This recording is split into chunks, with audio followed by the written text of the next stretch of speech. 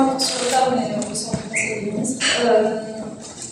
Merci d'être venus aussi nombreux à cette conférence de presse. Donc l'objectif est double, vous l'aurez compris. Il s'agit à la fois de nous présenter dans son détail la réforme de l'éducation prioritaire, mais aussi de vous présenter la réforme de l'allocation des moyens, c'est-à-dire la façon dont on répartit les postes et les moyens que l'on attribue chaque année aux établissements scolaires.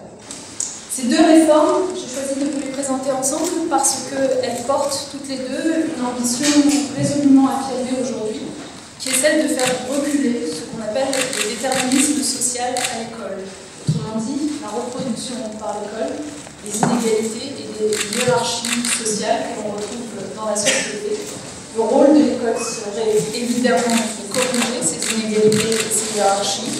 On constate de fait, et étude après étude, le constat est malheureusement terrible, que l'école les conforte, les reproduit, voire les aggrave parfois. Les chiffres, vous les connaissez. Pour ma part, je vous rappellerai qu'un enfant de 3 ans qui entre en école maternelle, selon qu'il soit issu d'une famille favorisée ou défavorisée, aura un langage plus ou moins riche, c'est-à-dire qu'un enfant de famille favorisée aura un vocabulaire plus riche, 3 fois plus riche qu'un enfant de famille défavorisée. Ce qui signifie que l'inégalité, elle est là à la base. L'école devrait évidemment la corriger, elle le fait pour quelques-uns, elle ne le fait pas pour tous. Et cette inégalité, on la retrouve dans le destin scolaire de ces enfants.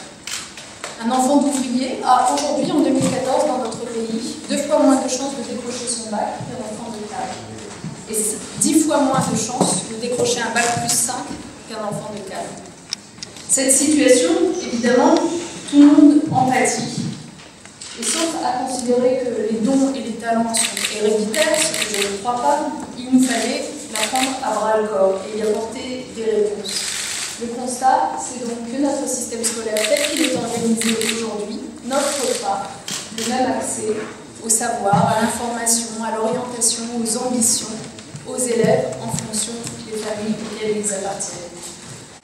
Si je devais résumer ces quelques chiffres, je vous donnerais bien une image qui me paraît parlante. C'est un petit peu comme si, dans une finale olympique du 100 mètres, au lieu que les candidats partent tous de la même ligne de départ pour atteindre la ligne d'arrivée, certains de ces candidats partiraient bien à 100 mètres, mais d'autres partiraient à 120 mètres, et d'autres, en revanche, partiraient à 50 mètres de la ligne d'arrivée.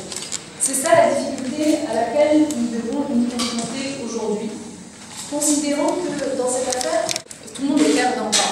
Bien sûr, ceux qui partent de 120 mètres de la ligne d'arrivée sont perdants, les plus défavorisés, puisqu'ils ont un retard à l'origine qu'ils ont beaucoup de mal à rattraper par la suite.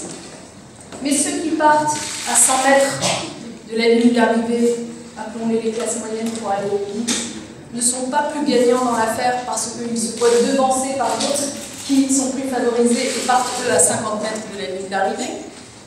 Concrètement, dans la réalité, ça se traduit par des familles de classe moyenne qui font appel à des cours de soutien privés pour aider leurs enfants à maximiser leurs chances de réussite. Donc ça n'est pas plus satisfaisant car l'école devrait se suffire à elle-même. Et plus encore, d'une certaine façon, même les élèves qui partent à 50 mètres de la ligne d'arrivée, donc les plus favorisés, au fond sont perdants dans l'affaire aussi parce qu'ils ne sont pas suffisamment challengés pour donner le meilleur d'eux-mêmes. Et d'ailleurs, toutes les études nous démontrent que plus les systèmes scolaires sont inégalitaires, et moins le niveau de l'élite, le niveau de l'excellence est élevé. Et à contrario, que dans un pays comme la Finlande, où l'égalité scolaire est très présente, eh bien le niveau de l'élite, le niveau de l'excellence est très élevé. Et c'est la raison pour laquelle nous avons décidé d'abord de réformer l'éducation prioritaire. L'éducation prioritaire, au fond, quand elle a été inventée il y a 30 ans par Alain Savary, elle répondait à cette problématique-là. Comment donner plus à ceux qui ont le moins à l'école? Et il a été à l'époque identifié 350 établissements qui étaient ceux qui allaient le plus mal en France, auxquels on a décidé de rajouter des moyens pour mieux accompagner les enfants. Depuis 30 ans, que s'est-il passé? Depuis 30 ans, d'abord, cette éducation prioritaire a donné des résultats qu'on peut qualifier de mitigés. Il y a des endroits où elle a bien marché, d'autres moins bien. On manque déjà d'une évaluation précise. C'est le premier constat, c'est qu'on devrait pouvoir suivre beaucoup plus finement les résultats en termes de performance scolaire et d'augmentation de la mixité sociale des établissements lorsqu'ils sont en éducation prioritaire. Le deuxième constat, c'est que depuis 30 ans, le nombre d'établissements concernés n'a cessé d'augmenter. Ils étaient 350, ils sont aujourd'hui 1080, et ils se sont en réalité empilés au fil du temps, sans véritable pilotage, sans véritable réflexion sur, au fond, quels sont les établissements qui mériteraient vraiment cet accompagnement particulier et ceux dont on peut considérer qu'ils pourraient sortir de la carte car ils vont mieux. Tout ce travail qui n'a pas été fait depuis 30 ans a conduit à une situation dans laquelle les moyens de l'éducation prioritaire sont insuffisants, saupoudrés sur un nombre trop important de territoires, et cette politique est de fait injuste, car au sein de la carte actuelle de l'éducation prioritaire, on trouve des établissements dont la situation sociale s'est améliorée, quand d'autres établissements où on trouve quasiment 65% de boursiers, eux, n'ont jamais été intégrés à l'éducation prioritaire. C'est à tout cela qu'il fallait s'attaquer, et cette réforme, elle a été précédée d'une année entière de réflexion, d'évaluation, de concertation, de détermination des indicateurs sur lesquels nous devons identifier quels sont les établissements qui méritent cet accompagnement particulier et puis ceux qui peut-être peuvent s'en sortir mieux sans. Et nous avons retenu en particulier 4 indicateurs qui sont des indicateurs sociaux pour identifier ces établissements qui vont le plus mal. Le premier étant la proportion d'élèves appartenant à des catégories socio-professionnelles défavorisées, le deuxième étant la proportion d'élèves boursiers, le troisième étant la part des élèves en retard en 6e et le quatrième étant la part des élèves qui vivent dans les quartiers prioritaires. Voilà sur quels indicateurs transparents et objectifs, et j'insiste, c'est une première, nous nous sommes appuyés pour identifier les établissements qui avaient le plus besoin de cette éducation prioritaire.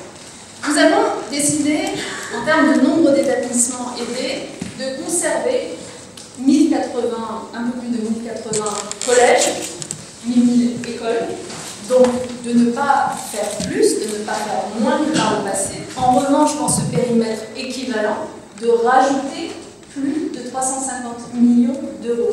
Ce qui signifie que concrètement, eh bien, nous donnons davantage de moyens pour un nombre équivalent d'établissements.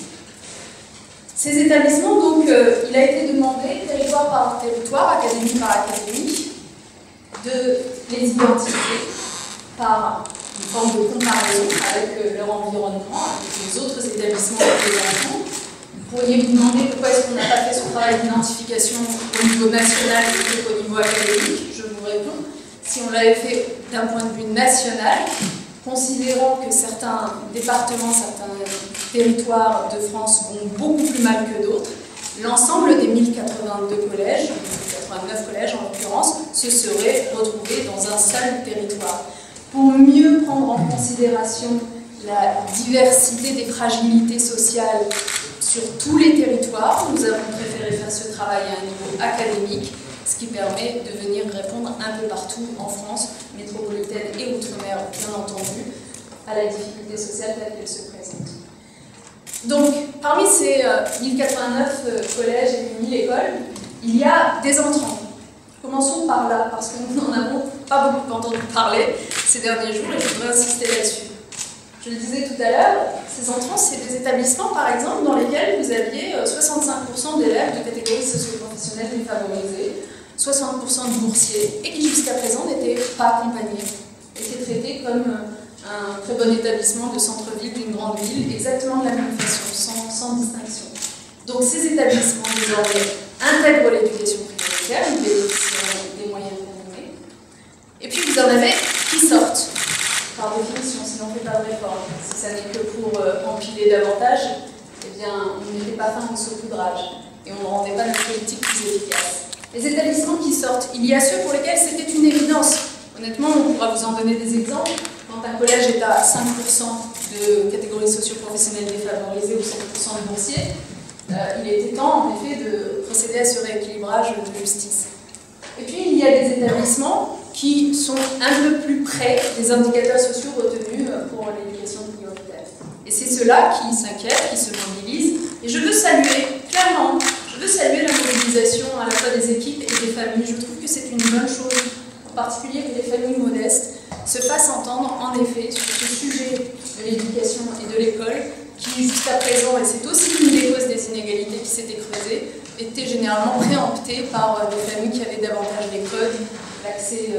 portent des ministères ou à la formation. Je trouve que c'est important que les familles modestes se saisissent de cet enjeu considérable pour leurs enfants. Bref, dans ces établissements qui ont fait part de leur inquiétude de sortir de l'éducation prioritaire, il faut qu'on comprenne bien que le fait de sortir de l'éducation prioritaire ne signifie pas qu'ils vont disparaître des radars du ministère de l'Éducation nationale, qu'ils vont tomber dans un trou noir.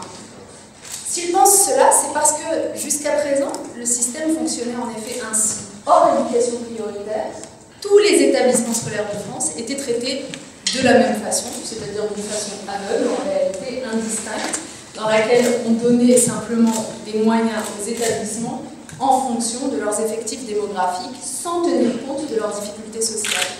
Mais ce que je change aujourd'hui, et donc c'est la fameuse réforme de l'allocation des moyens, qui entrera en vigueur en septembre 2015 comme celle de l'éducation prioritaire, c'est que désormais, nous doterons les établissements scolaires en fonction aussi de leurs difficultés sociales. Et que là où il y a davantage besoin de nous, nous répondrons davantage présents.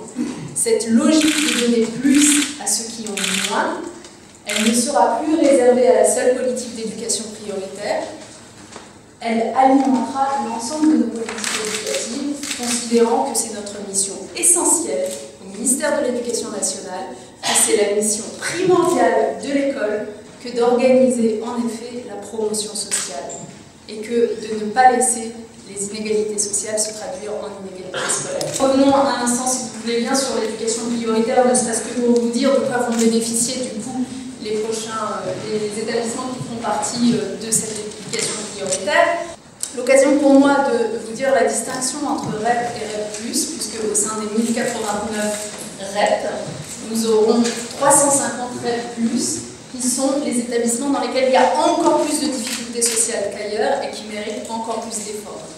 Les moyens que nous donnons à ces établissements, vous les voyez, il s'agit à la fois d'inciter les équipes, les enseignants, à aller y travailler, à y rester sur la durée, parce qu'on sait que ce qui fait le succès pour le coup et la performance scolaire, c'est aussi des équipes stables.